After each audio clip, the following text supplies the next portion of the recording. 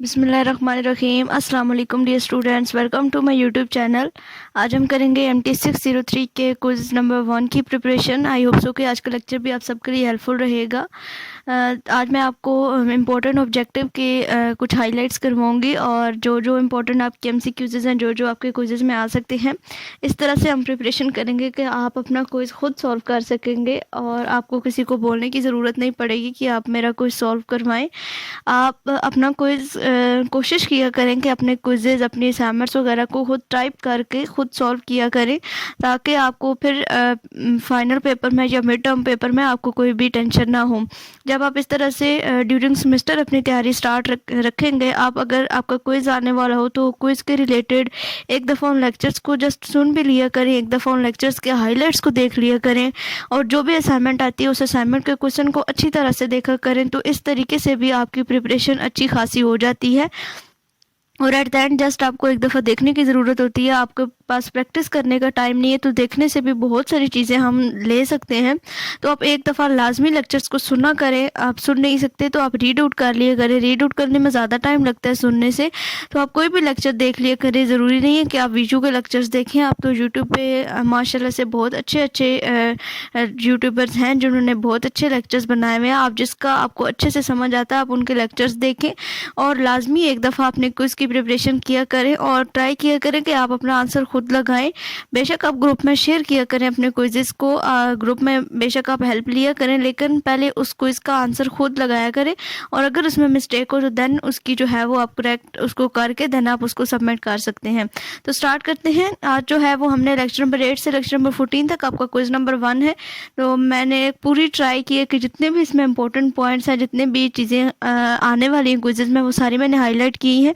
तो स्टार्ट करते हैं। टोटल आपको कंसेप्ट दिया जाएगा, तो आपने ध्यान से सुनना है। सबसे पहले हमारा जो लेक्चर नंबर 8 है, इसमें हमारे पास है मूलर्स मेथड। मूलर मेथड क्या है? सबसे पहले इसका जो इम्पोर्टेंट पॉइंट है वो क्या है? ये जनरलाइजेशन ऑफ सीक्वेंट मेथड है, ठीक है। यानी कि सीक्वेंट मेथड की एक जनरल फॉर्म आप कह सकते हैं। जिस तरीके से हम सीक्वेंट मेथड में क्वेश्चंस को सॉल्व करते हैं, प्रॉब्लम को सॉल्व करते हैं, इसी तरीके से हम मूलर्स मेथड में भी सॉल्व कर सकते हैं। उसके बाद जो इसका इंपॉर्टेंट पॉइंट है क्या है कि it does not require the derivative of the function. आपका ये भी क्वेश्चन पूछा जा सकता है कि कौन सा मेथड है जिसमें फंक्शंस का डेरिवेटिव की ज़रूरत नहीं होती, ठीक है। तो वो आपका मूलर्स मेथड है। या कोई भी इस तरह का आ सकता है क्वेश्चन जिसमें आपको ये MCQs दिया जा सकता है, या फिर ये आपका क्वेश्चन हो सकता है और ये आपका आंसर हो सकता है।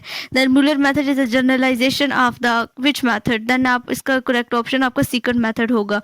उसके अलावा नेक्स्ट पॉइंट पे चलें तो it is an iterative method that require the 3 starting points। ये आपका MCQs बन सकता है कि कितने स्टार्टिंग पॉइंट जो है वो मूलर्स मेथड को चाहिए होते हैं, या वो कौन सा मेथड है जिसको 3 स्टार्टिंग पॉइंट्स चाहिए होते हैं, ठीक है। यानी कि एक लाइन से, एक स्टेटमेंट से आपके 2 क्विजेस बन सकते हैं। आप एक दफ़ा अगर हैंडआउट्स को रीड करें तो आप खुद, आपका माइंड जो है वो आपको इस चीज़ का आंसर देगा कि कौन सा आंसर किस तरीके से बन सकता है। आप खुद से क्वेश्चन किया करें, खुद क्वेश्चन को बनाया करें और देन आप जो है वो अपनी प्रिपरेशन किया करें। देन नेक्स्ट है कि a parabola is constructed that passes through the 3 point. यानी कि इसको अगर 3 पॉइंट चाहिए होते हैं तो फिर हम क्या कंस्ट्रक्ट करते हैं? यहाँ पे पैराबोला कंस्ट्रक्ट की जाती है। उसके अलावा पूछा जा सकता है कि मूलर्स मेथड जो है वो किन मेथड से ज़्यादा तेज़ी से कन्वर्ज करता है? तो वो सेकंड मेथड और न्यूटन रफसन मेथड, दोनों मेथड से ज़्यादा जो है वो फास्ट करता है आपका मूलर्स मेथड। अगर यहाँ पे सेकंड मेथड और न्यूटन रफसन मेथड को देखा जाए तो सेकंड मेथड जो है वो न्यूटन रफसन मेथड से ज़्यादा तेज़ी से कन्वर्ज करता है। मतलब स्टेप बाय स्टेप ये चीज़ें चलती आ रही हैं। सबसे पहले बाइसेक्शन मेथड है, देन उसके बाद आपका न्यूटन रफसन मेथड है, उसके बाद आपका सेकंड मेथड है। तो जो न्यूटन रफसन मेथड है वो आपका बाइसेक्शन मेथड से ज़्यादा तेज़ी से कन्वर्ज करता है। आपके असाइनमेंट में भी ये क्वेश्चन था और आपने ये चीज़ प्रूव की थी। आपसे ये पूछा गया था कि कौन सा मेथड जो है वो ज़्यादा तेज़ी से हमारे क्वेश्चन, हमारे आंसर की तरफ पहुँचता है। तो इसी तरह से जो मूलर मेथड है ये सेकंड मेथड और न्यूटन रफसन मेथड से ज़्यादा फास्टर है। This method can be used to find real and complex zeros of a function and can be program to use the complex arithmetic. ये किसके लिए programme किया गया? कम्प्लेक्स अर्थमेटिक के लिए। और इसके अलावा ये किसके लिए यूज़ होता है? कौन से रूट्स फाइंड करने के लिए? इसमें रियल और कम्प्लेक्स जीरो रूट जो है वो हम फाइंड करते हैं मूलर्स मेथड में। उसके अलावा अगर आपको जो है वो आज जो है वो जस्ट मैं आपको जो इम्पोर्टेंट पॉइंट है क्विज के लिहाज से वो हाईलाइट करवाऊंगी। और इसके अलावा अगर आप चाहते हैं कि इसके मैं लेक्चर्स अपलोड करूँ, अगर आप मेरे चैनल पर इसके लेक्चर्स देखना चाहते हैं तो आप चैनल को सब्सक्राइब कीजिए और आप कमेंट बॉक्स में लाजमी बताइए। इंशाल्लाह मैं पूरी कोशिश करूँगी कि इसके लेक्चर्स भी अपलोड करूँ। देन उसके बाद ग्राफिक्स के रूट मेथड है। इसमें क्या है, ये attractive for finding the all root of the polynomials equation, यानी कि वो कौन सा मेथड है जिसको हम पोलिनोमियल्स इक्वेशंस को सॉल्व करने के लिए हम यूज़ करते हैं, तो वो आपका ग्राफिक्स के रूट मेथड होता है। ठीक है, कोई भी पोलिनोमियल हो उसके लिए आप जो है वो ग्राफिक्स के रूट मेथड यूज़ करते हैं इसके जो है वो रूट्स फाइंड करने के लिए। ये आपका इंपॉर्टेंट पॉइंट है। उसके अलावा अगर जो है वो आपके पास इस तरह की कोई पोलिनोमियल हो तो इसका आपके पास क्या आएगा, यहाँ पे इसके रूट्स क्या निकलेंगे, वो 2i निकलेगा या i इक्वल टू 1।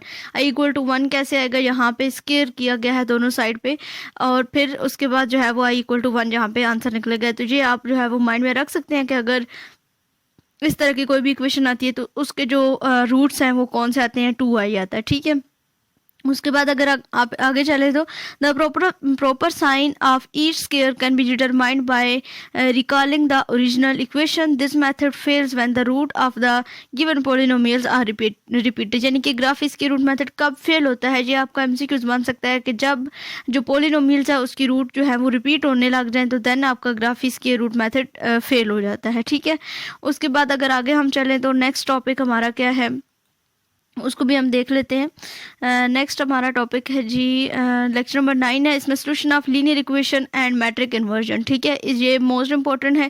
ये आगे जो 3-4 लेक्चर है ना, ये सारे इसी के ऊपर है आपके पास, यही जो solution of linear equations and matrix inversion. अगर आपने MTH 501 लीनियर अलजेब्रा पढ़ा हुआ है तो आपके लिए ये बिल्कुल भी डिफिकल्ट नहीं है, तकरीबन वही सारे कंसेप्ट यहाँ पे यूज़ हो रहे हैं। अगर नहीं भी पढ़ा हुआ तो फिर भी मुश्किल नहीं है, आपके लिए नई चीज़ होगी, लेकिन प्रैक्टिस करने से हर चीज़ आ जाती है। तो देखिए यहाँ पे अगर जो है the solution of the system of linear equations and unknowns value x1 x2 up to xn which satisfy the system simultaneously, यानी कि हमारे पास जो लीनियर सिस्टम होते हैं इक्वेशंस का, उनको हम हमारे पास अननोन्स होती हैं कुछ वैल्यूज़, और उनकी हम लोगों ने वैल्यूज़ जो है वो फाइंड करनी होती हैं। हम जिस तरीके से भी इक्वेशंस को सॉल्व करें, चाहे हम उनको मैट्रिक के ज़रिए सॉल्व करें, चाहे हम उसके ऊपर रो ऑपरेशन मैट्रिक लगा के उसको इचेलॉन या रिड्यूस इचेलॉन फॉर्म में उनकी वैल्यूज़ को फाइंड करें, या जिस तरह से भी हम फाइंड करें, वो क्वेश्चन पे डिपेंड करता है कि आपको क्वेश्चन क्या दिया गया है। ठीक है, then if m is greater than n the equations usually will have an infinite number of solution. एक एमसीक्यूज आपका हो गया कि अगर जो m की वैल्यूज है, आपका जो सिस्टम दिया गया है वो ग्रेटर देन होंगी n से, तो उस जो आपका सिस्टम होगा उसके कितने सॉल्यूशंस होंगे, infinite many numbers of solution. अगर जो आपका डिटर्मिनेंट है वो नॉट इज इक्वल टू 0 है तो उस सिस्टम का एक यूनिक सॉल्यूशन निकलेगा। ठीक है, यानी कि सिंगुलर और नॉन सिंगुलर का कंसेप्ट है यहाँ पे। जो मैट्रिक है अगर उसका आप लेते हैं डिटर्मिनेंट तो आपका answer not is equal to 0 आता है, मतलब वो आपका मैट्रिक है वो नॉन सिंगुलर आता है, तो देन उसका यूनिक सॉल्यूशंस निकलेंगे। ठीक है, आप उसका सॉल्यूशन निकाल सकते हैं, यानी कि कोई भी मैट्रिक है 2+2 का मैट्रिक है, उसका आप जब डिटर्मिनेंट लेते हैं, डिटर्मिनेंट आप डायगोनल्स को मल्टीप्लाई करते हैं, दरम्यान में आपका माइनस का साइन आता है, तो अगर वो नॉट इज इक्वल टू 0 है तो ऑब्वियसली उसका एक जो है वो यूनिक सॉल्यूशन निकलेगा। अगर वो इक्वल टू 0 आ जाता है, यानी कि सिंगुलर आ जाता है, तो फिर उसका कोई सॉल्यूशन एग्जिस्ट नहीं करेगा। ये आपके 3 क्वेश्चन यहाँ से आ सकते हैं। उसके अलावा numerical method for finding solution of system और इक्वेशन आर क्लासिफाइड, यानी कि कितने ग्रुप्स में उनको क्लासिफाइड किया गया। एक डायरेक्ट मेथड होता है और दूसरा इटरेटिव मेथड होता है। ये दोनों आपके एमसीक्यूज भी आ सकता है कि numerical method for finding the equation of the system of equation are classified as direct and iterative method. अब डायरेक्ट मेथड में किस तरीके से सॉल्यूशंस को जो है वो निकाला जाता है, इसमें 2 तरह के मेथड होते हैं, एक एलिमिनेशन मेथड होता है और दूसरा डिकम्पोजिशन मेथड होता है। अब अंडर एलिमिनेशन मेथड कौन कौन से हम मेथड को कंसिडर करते हैं, इसमें गॉसियन एलिमिनेशन और गॉस जॉर्डन एलिमिनेशन मेथड, ये दोनों मेथड आपके अंडर एलिमिनेशन मेथड को जो है वो किया जाता है, लिखा जाता है। Then Cotes reduction also known as Closey reduction is considered under decomposition method, यानी कि ये जो मेथड है ये आपका एमसीक्यूज आ सकता है कि इसका दूसरा नाम क्या है। ठीक है, और इसके अलावा ये पूछ सकते हैं कि अंडर डिकम्पोजिशन कौन कौन से 2 मेथड, कौन सा मेथड है जिसको हम यूज़ करते हैं। ठीक है, उसके अलावा अंडर इटरेटिव मेथड, ये आपका हो गया था एलिमिनेशन मेथड, ये हमने देखा था एलिमिनेशन मेथड। और उसके अलावा अगर हम देखें इटरेटिव मेथड में, तो initial approximation solution is assumed to be non and is improve toward the exact solution in the iterative way. और इसमें कौन कौन से मेथड होते हैं, इसमें जैकोबीज मेथड होता है, इसमें गॉस शीडल मेथड होता है, और इसमें relaxation method under iterative methods, इन तीनों को जो है वो यूज़ किया जाता है। अब गॉसियन एलिमिनेशन मेथड कौन सा मेथड होता है, इसमें 2 स्टेजेस होती हैं। इसमें क्या किया जाता है कि हम एक अपर ट्रायंगुलर मैट्रिक बनाते हैं और फिर उसकी बैकवर्ड सब्सटीट्यूशन करके उससे लोअर अपर ट्रायंगुलर मैट्रिक, वो आगे मैं आपको बताती हूँ, थोड़ा एग्जांपल से सही आपको समझ आएगी। इसके पॉइंट्स को रीड कर लेते हैं। The given system of the equation is reduced to an equivalent upper triangular matrix form using elementary transformation. यानी कि अपर ट्रायंगुलर मैट्रिक हम बनाते हैं, उसके ऊपर हम ट्रांसफॉर्मेशन करते हैं, चाहे वो रो ऑपरेशन के थ्रू करें, चाहे वो हम किस तरीके से भी उन मैट्रिक्स को हम सॉल्व करें। उसके अलावा upper triangular system is solve using the backward substitution procedure. और उसको हम किस तरीके से सॉल्व करते हैं, उसमें बैकवर्ड प्रोसीजर हम लोग यूज़ करते हैं। यानी कि एक दफ़ा उसको सॉल्व करने के बाद देन बैकवर्ड हम चलते हैं, मतलब जी की वैल्यू पहले पुट करते हैं, फिर वाई की वैल्यू पुट करते हैं, फिर एक्स की वैल्यू पुट करते हैं, तो हमारे पास इन तीनों की वैल्यूज़ आ जाती हैं। ठीक है, उसके बाद आगे देखें तो इसमें पार्शियल और फुल पाइवटिंग का कंसेप्ट है। The Gaussian elimination method fail, ये फेल कब होता है, if any one of the pivot element become zero. Pivot element कौन सा एलिमेंट होता है, मैं थोड़ा सा आपको बता देती हूँ। कोई भी आपके पास मैट्रिक होता है अगर, और उसका जो फर्स्ट एलिमेंट होता है वो अगर जीरो हो जाए, यानी कि जैसे कि ये मैट्रिक है, इसको देख लें, ये जो फर्स्ट पोजीशन होती है ये आपकी पाइवट पोजीशन होती है। वैसे तो अगर हम पूरा मैट्रिक देखें तो हर कॉलम में एक पाइवट पोजीशन जो है वो पाई जाती है। वो पाइवट पोजीशन वो पोजीशन होती है जिसको लेके हम बाकी एलिमेंट्स को, जो हमारा मैट्रिक होता है उसके बाकी एलिमेंट्स को हम जीरो बनाते हैं। लेकिन अगर इसका ओवरऑल कंसेप्ट देखा जाए तो फर्स्ट एलिमेंट होता है आपके मैट्रिक का, वो पाइवट पोजीशन है। और अगर ये जीरो हो जाए तो देन आपका ये जो गॉसियन एलिमिनेशन मेथड है ये क्या हो जाता है, फेल हो जाता है। ठीक है, we rewrite the equation in the different order to avoid the zero pivots। हम क्या करते हैं कि इक्वेशंस को डिफरेंट ऑर्डर्स में रीराइट कर देते हैं, मतलब इक्वेशंस को हम क्या करते हैं, इंटरचेंज कर देते हैं, और फिर हमारे पास जो फर्स्ट एलिमेंट है वो हम उसको जीरो नहीं लाते। Changing the order of equation is called the pivoting. और अगर हम जब इक्वेशंस को हम चेंज करते हैं तो उसको अब क्या कहते हैं, पाइवटिंग कहते हैं। देखिए यहाँ पे आपके 3 MCQs आ सकते हैं इससे।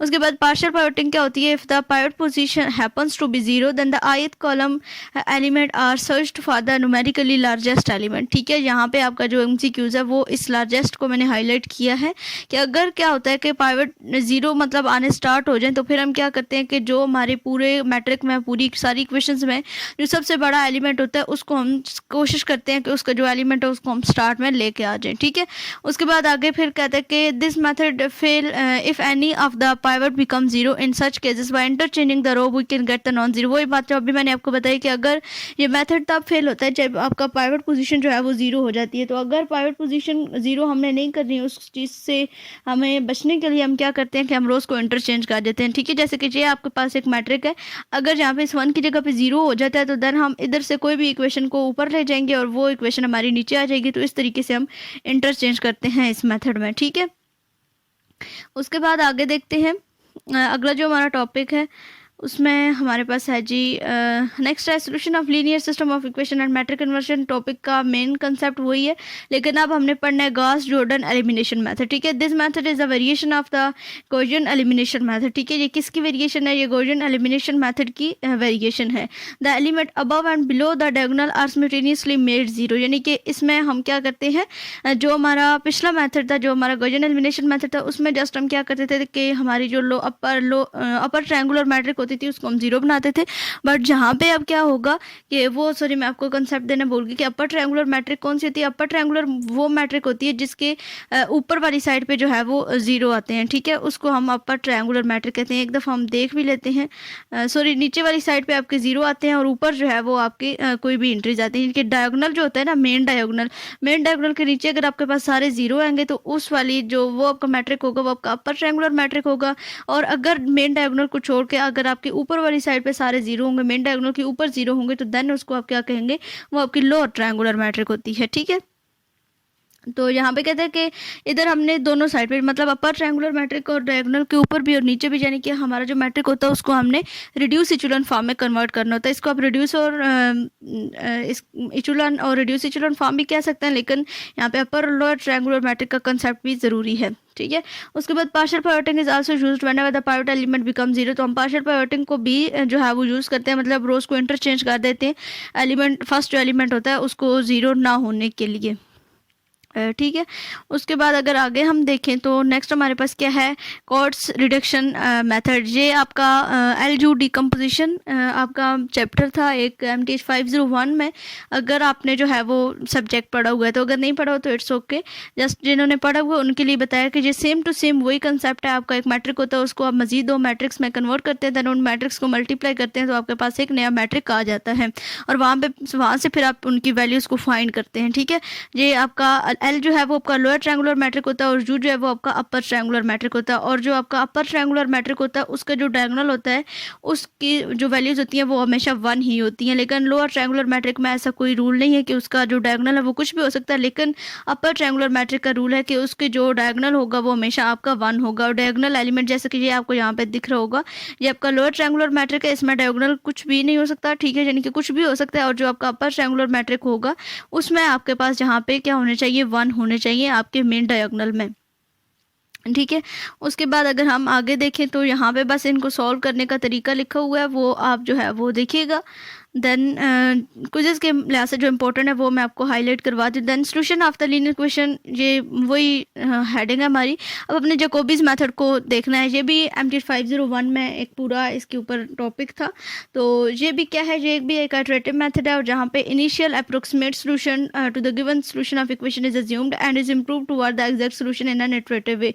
यानी कि इसके ऊपर भी हम इटरेशंस करते हैं। ये आप इसकी स्टेटमेंट देख लीजिएगा, ये आपसे पूछ सकते हैं कि कहाँ पे इनिशियल अप्रोक्सीमेशन ज़रूरत होती है, हम इनिशियल अप्रोक्सीमेट लगाते हैं, वैल्यूज़ को जो है वो फाइंड करते हैं। ठीक है, उसके बाद आगे देखिए हम तो इसमें इसकी एग्जांपल इंपॉर्टेंट है। और इसके अलावा यहाँ पे इसको और क्या मेथड कहा जा सकता है, इसको हम स्पॉन्टेनियस डिस्प्लेसमेंट भी कहते हैं। ठीक है, it is also known as method of spontaneous displacement. और इसके अलावा इसको जो है वो कब ये कन्वर्ज करता है, ये आपके पास एक इसका फार्मूला है समेशन, इसका magnitude of AIG is determinant, so determinant of AIG is greater than summation of NJ equal to 1 and J not is equal to 1 and इस AIG का डिटर्मिनेंट। ठीक है, ये आपके पास इसका मेन है, ये आप देखिएगा। ये जब करता है ट्रू होता है हमारे पास, यानी कि इसकी जो वैल्यू है वो ग्रेटर देन आती है दिस के, तो देन जैकोबीज मेथड जो है वो आपका कन्वर्ज करता है। उसके बाद आगे हम अगर देखें तो नेक्स्ट जो है वो हमारे पास ये है हमारा लेक्चर नंबर 13। इसमें हमारे पास है Gauss Seidel iteration method. It is also well known iterative method for solving the system of linear equation. इसमें भी लीनियर इक्वेशंस को सॉल्व किया जाता है और ये आइट्रेटिव मेथड भी है। और इसको और क्या कहा जाता है, इसको सक्सेसिव डिस्प्लेसमेंट कहा जाता है। जो आपका जैकोबीज मेथड था उसको आपने क्या देखा है, ये आपका होता है इसको आप कहते हैं आपका मेथड ऑफ स्पॉन्टेनियस डिस्प्लेसमेंट। और जो आपका जैकोबीज मेथड है वो आपका क्या होगा, मेथड ऑफ सक्सेसिव डिस्प्लेसमेंट। ठीक है, इसको आपने हाईलाइट लाजमी कर लेना है। उसके बाद इन दोनों में डिफरेंस क्या है, the difference between the Jacobi's method and the Gauss Seidel method is that in the Jacobi's method approximation calculator are used in the next iteration for the next appropriation, but in the Gauss Seidel, यानी कि जो जैकोबीज method है उसमें क्या होता था कि हमें एक अप्रोक्सीमेशन हम जो है वो सेट करते थे और फिर उसके बाद उस अप्रोक्सीमेशन को लेके हम वैल्यूज़ को कैलकुलेट करते जाते थे। लेकिन गॉस शीडर मेथड में क्या होता है कि हर इटरेशन के लिए हमें एक न्यू अप्रोक्सीमेट वैल्यू जो है वो चाहिए होती है और उसको हम जो हमारी पिछली वैल्यू होती है उससे हम रिप्लेस कर देते हैं नेक्स्ट में। ये भी आपका MTH 501 के दोनों टॉपिक्स हैं अगर आपने वो सब्जेक्ट पढ़ा है तो। देन नेक्स्ट हम चलते हैं लेक्चर नंबर जो हमारा 14 है, उसमें जो इंपॉर्टेंट पॉइंट्स हैं उसमें इसमें एक रिलेक्शन मेथड क्या है, this is also an iterative method ही है और ड्यू टू साउथवेल। ठीक है, इसके लिए इसको एक्सप्लेन करने के लिए एग्जांपल ली गई है। अब इसको जो है वो इम्प्रूव कैसे किया जाता है, we can improve the solution vector successively by reducing the largest residual to 0। यानी कि यहाँ से 2 पॉइंट आपके बन सकते हैं कि हम किस तरीके से सोल्यूशन वेक्टर को रिड्यूस कर सकते हैं, या तो वैल्यू को लार्जेस्ट कर सकते हैं या फिर रेजिड्यूल टू 0 हम सेट कर सकते हैं इस इक्वेशन में। This is the basic idea of the relaxation method. ये है इसका बेसिक आइडिया कि हम क्या करते हैं, सोल्यूशन वेक्टर को सक्सेसफुली रिड्यूस कर देते हैं लार्जेस्ट रेजिड्यूल को और जब टू 0। ठीक है। To achieve the fast convergence of the procedure we take all the term to one side and then reorder the equation so that the largest negative coefficient in the equations appear on the diagonal. ये भी आपका जो है वो इसका MCQs बन सकता है। तो ये था हमारा आज का लेक्चर। आई होप सो के इस लेक्चर में जो जो मैंने इंपॉर्टेंट पॉइंट्स लगवाए हैं आपको सब समझ आ गया होगा। अगर कोई भी कन्फ्यूजन हो तो आप जो है वो लाजमी पूछिएगा, आप कमेंट बॉक्स में लाजमी बताइएगा। आप सपोर्ट बिल्कुल भी नहीं करते हैं। बहुत सारे स्टूडेंट्स ऐसे हैं जो लेक्चर्स को देखते हैं बट ना तो चैनल को सब्सक्राइब करते हैं और ना ही लाइक करते हैं और ना ही जो है वो कोई कमेंट करते हैं। आप कमेंट बॉक्स में लाजमी बता दिया करें। अगर आपको समझ नहीं आ रही होती, कोई मिस्टेक होती है तो उनको भी हाईलाइट कर दिया करें, कोई इशू नहीं होता। लेकिन जो है वो कम से कम कुछ लाजमी बोल दिया करें ताकि जो आपके लिए मेहनत कर रहा है एक बंदा, उसको भी थोड़ी सी जो है वो मिल जाए एक मोटिवेशन कि वो उसका काम आप सबके लिए हेल्पफुल रहा है तो वो मज़ीद काम आपके लिए कर सके। तो आई होप सो कि आप इस वीडियो को अच्छे तरीके से समझेंगे और अपना क्विज़ जो है वो सॉल्व करने की कोशिश करेंगे। अगर आपको इनके लेक्चर्स चाहिए इस सब्जेक्ट के तो आप चैनल को सब्सक्राइब कीजिए। मेरे जो जितने भी सब्सक्राइबर होंगे उनको जस्ट मेरे इस MT 603 के लेक्चर्स मिलेंगे। तो मिलते हैं अपने अगले लेक्चर में, तब तक के लिए अल्लाह हाफिज़।